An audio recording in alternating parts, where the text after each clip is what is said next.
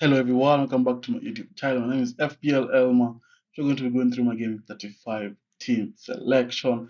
But before we get into that, if you're new around here, make sure you subscribe, leave a like, share, and hit that bell. Don't miss any content going up on the channel. I usually post long videos, and I also post reels and also post reels, shorts all over my social media pages.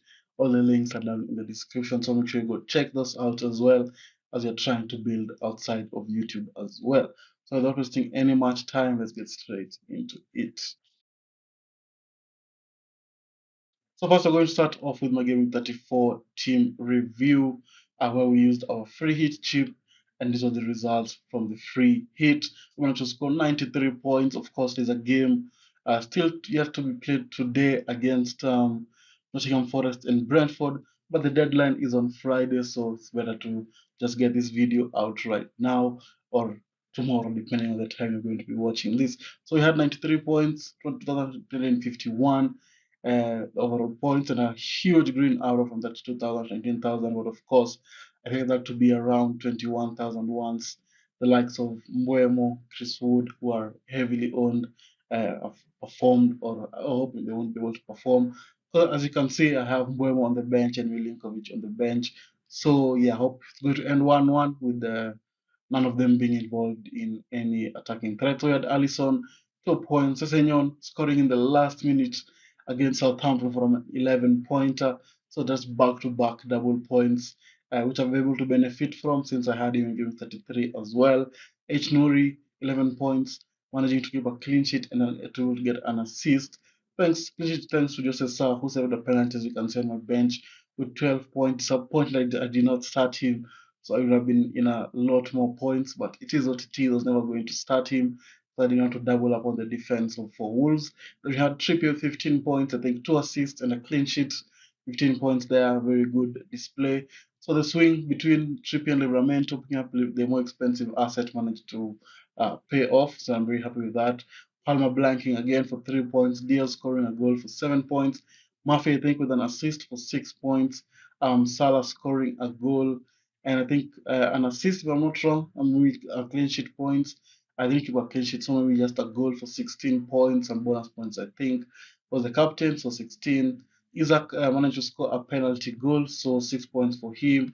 And then Cunha managed to score one goal and an assist for 15 points. Jimenez blanked against Southampton, picked up a yellow card for 1 point. And as I've mentioned, Cesar with a penalty save and a clean sheet for 12 points. And Kukurea clean sheet for us for Chelsea, 6 points. We'll have Mboimo and Milinkovic to play tonight, but then be featured in my team. So yeah, very successful free hit chip. So now let's look at what Game 35 has in store for us. So this is all Game 35. It's what I'm planning on doing as a transfer. And as I'm recording this, we just had news that there will be no more double game weeks or blank game weeks coming up. So someone like me who had taken the triple captain for game week 37 with the hope that Mamouche will be able to get the double game week in there. All those dreams have been shattered. And we have to find a game week where we can be able to use that. So we are thinking about game week 38. Arsenal are going to be playing Southampton. So yeah, so that's what I'm looking at. So maybe they're going to be out of the Champions League. We'll have to wait and see. But we'll talk about that when we reach there. So for game 35, that's something about is Savinho and bringing back Murphy. But as you can see, the fixtures for Murphy are not that decent, but they're still playing for top four, and they have to beat this kind of teams to be able to get into top four.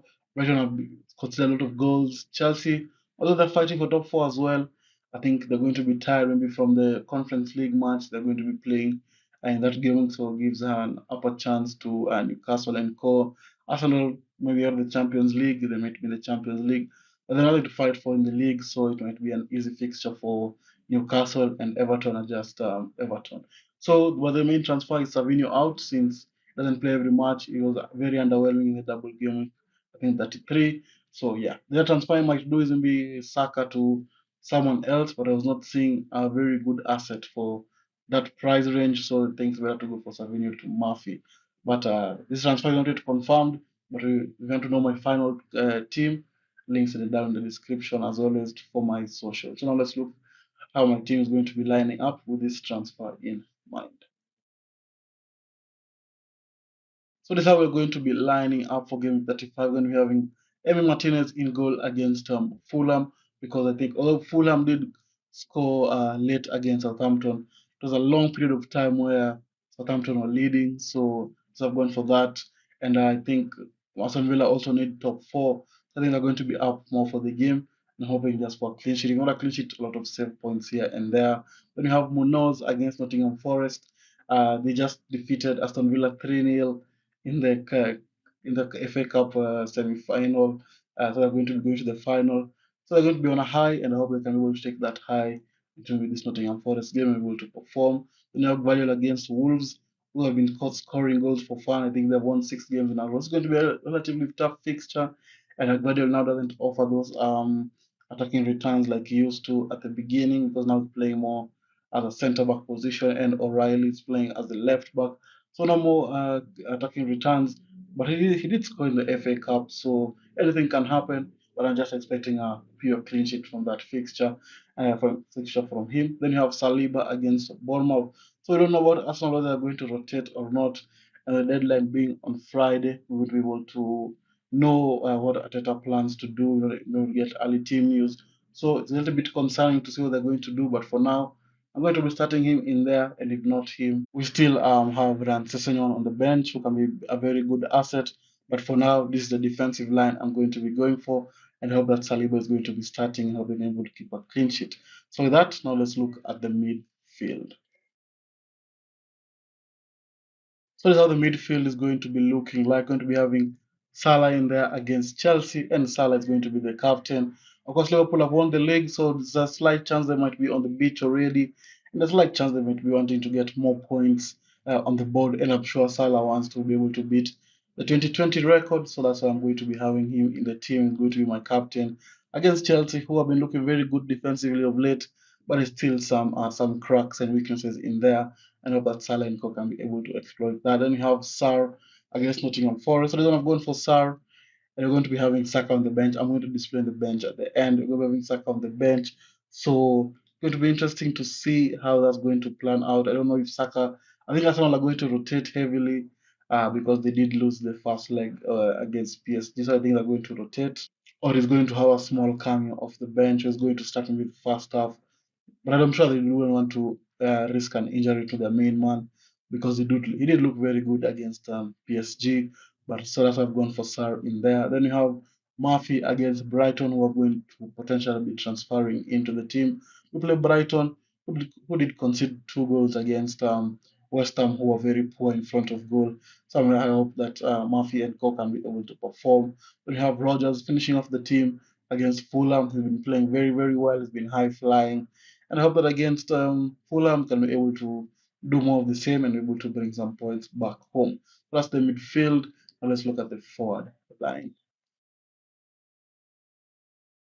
So now we can look at the forward line. We're going to be having Marmoush there, with still no news on whether Haaland is going to be back or not anytime soon. But we're having Marmoush there as a no-brainer to start in there.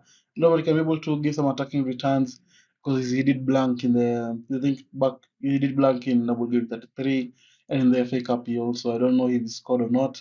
I don't think he did. So that's something I'm looking at, is looking to look a little bit shaky there. Maybe it's just going to be Haaland and bust for Man City assets. But yeah, I hope we can be able to perform against Wolves and prove me wrong. Then you have Isaac against Brighton. Just more of the same, but with this, maybe 2 goals would be very much appreciated instead of the one penalty. Then Mateta, just more of the same. He did look very, very good in the FA Cup game against Aston Villa, and I hope that he can be able to carry on that form against Nottingham Forest. Then the bench, as I mentioned, we have Raya against Bournemouth. I just think Arsenal are going to rotate, so Bournemouth might have a small chance of winning that fixture. Then you have Saka.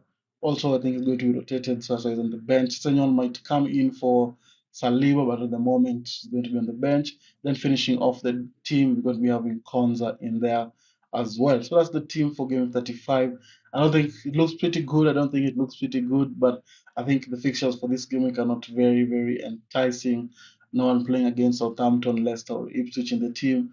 So slight concern on that, but yeah, it is what it is. And how the team is going to be able to perform as we push for maybe now top 15K, but I'm not going to be greedy and just going to say push for top 20K, 25K. So with that, if you managed to reach this far, don't forget to leave a like and subscribe, and leave a comment saying Isaac as well, so that I know you're able to reach this far. And with that, I'll see you guys later. Bye bye.